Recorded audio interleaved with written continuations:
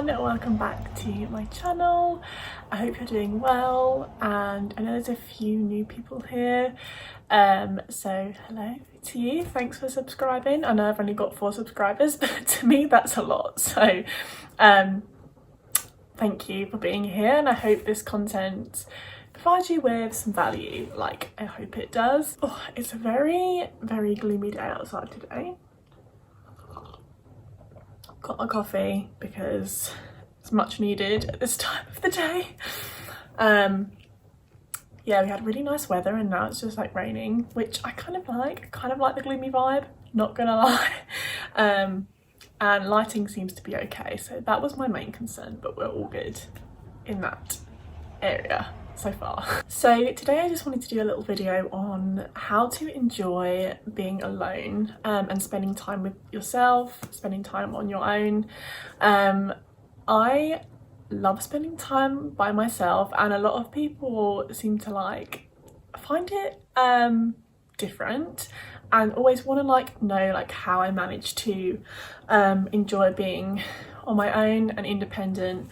And I'll give you a little bit of a backstory because so my fiance is actually a drummer, so he tours around a lot of the time. Most weekends he is sort of out and about, and this month he's actually been away for the full month in Holland, so I've had to spend a lot of time on my own.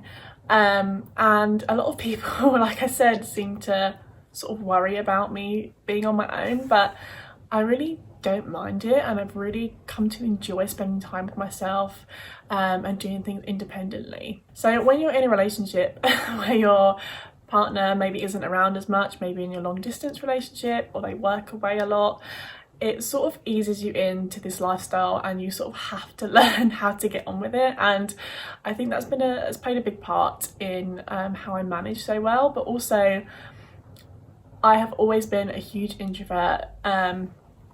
Love spending time on my own, really need that time to sort of wind down and recharge from social events and things like that. So being an introvert, it's much easier to enjoy your own time and enjoy your own space. If you're an extrovert, it's a little bit more difficult, and obviously these are just personality types, so I think it goes off, you have to sort of play with your strengths and work with your personality type, because a lot of people do really crave that time with other people, and that's totally fine. But there's also that space to learn how to love being on your own. And I'm going to give you a few tips and a little bit of an insight as to why maybe you don't enjoy spending time by yourself, and how to learn to enjoy that time. So I think one of the main reasons we tend to avoid having time on our own, or we don't enjoy it, is because we're not quite sure how to deal with our thoughts and anxieties and emotions. And I think this is such a big part of most young people's lives, is we do live in this very high-paced environment where we're constantly thinking. If you're an anxious person, you're constantly worrying, and I'm an anxious person, and I have sort of learnt how to manage my anxiety and thoughts. And I think most of it is just learning to sit with it and don't avoid it, because the more you avoid all of these feelings and emotions, the more they're going to come back and bite you on the bum, basically. And they're going to get bigger and bigger and even more difficult to deal with. So the more that you sit with those emotions and you actually let yourself feel it, the quicker it is and the more easier it is to overcome those sort of feelings and thoughts and learn how to manage them. Obviously when you're on your own, these thoughts tend to come up a lot more because you're not distracted by somebody else, or someone else isn't taking up your brain space and that sort of thing. Even on social media, I think a lot of us tend to avoid our thoughts and feelings by going on social media and looking at other people's lives, because it does just distract ourselves at the end of the day. So the more you sit with those feelings and you start to understand yourself, the more you can treat yourself with kindness and just move on and move through those times of worry, anxiety or sadness. And obviously there's other ways you can do that as well, so meditation is great, going to therapy, but I think a lot of it's a lot of this avoidance of spending time on our own is because we don't want to deal with these thoughts, and we're almost a bit worried as to what will come up because we've pushed it down for so long. So the healthiest thing you can do is just spend a bit of time with yourself, even if that's going for a walk and letting those emotions and feelings come up when you're in nature, when you can process them, is what I always suggest people to do. And like I said, you will start to enjoy your own time a bit more the more you practice this, because you will learn how to process these emotions and learn how to understand yourself and deal with them, and ultimately be more of a happier, lighter person. So my second tip would be self-love and self-care. These two things are so important, and they become a real ritual for you to spend time with yourself. So it can, self-care and self-love means completely different things to everybody. Maybe you love to do a bit of meditation, which is a solo practice. Maybe you love to do yoga on your own at home. Maybe it's taking a warm bubble bath without your phone. Maybe it's going for a walk in nature on your own. Maybe it's doing like a really nice evening skincare routine and just doing it intentionally.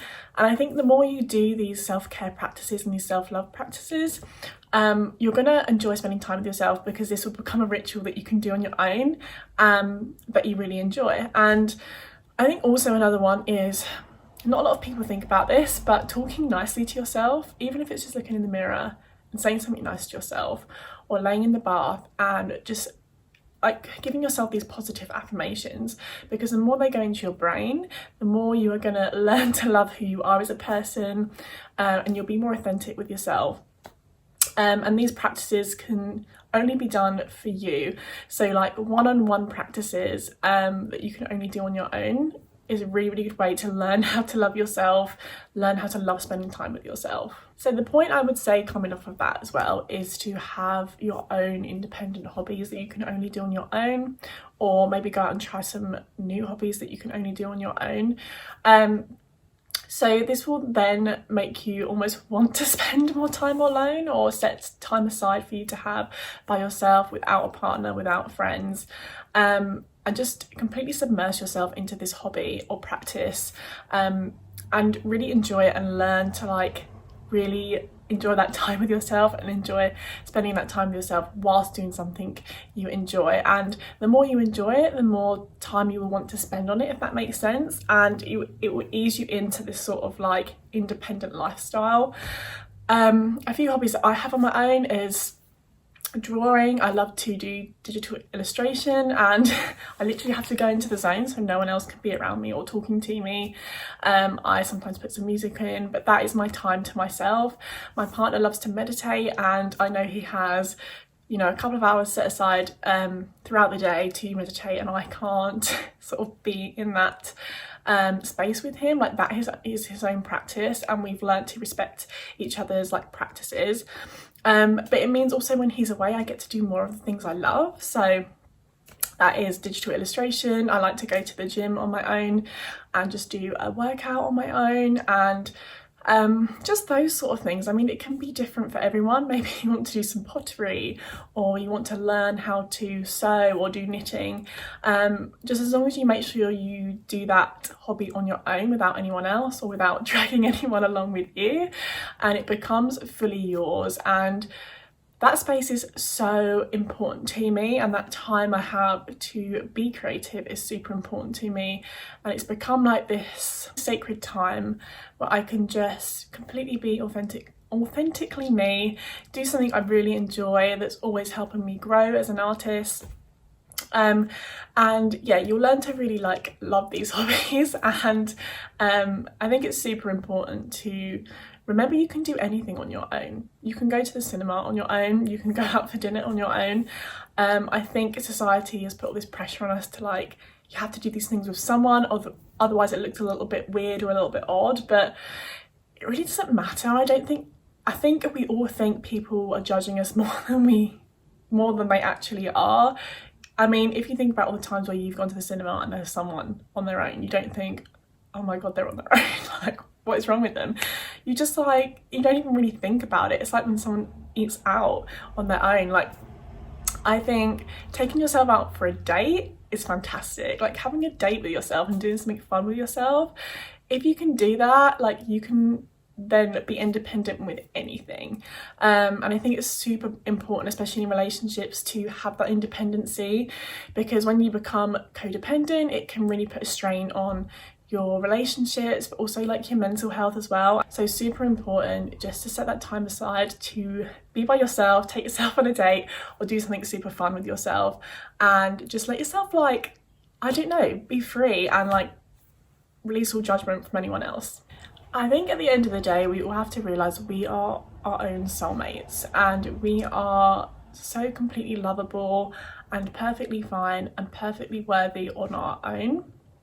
And I think it's a big problem we deal with in this society, because I think we have all these pressures from like social media and society and other people about our opinions and what we like, that we don't actually know deep down what we want out of life and what we like and what we enjoy. I think we're so influenced all the time with all these different people that it's become a little bit difficult to tell apart what you actually want and what someone else is telling you that you want.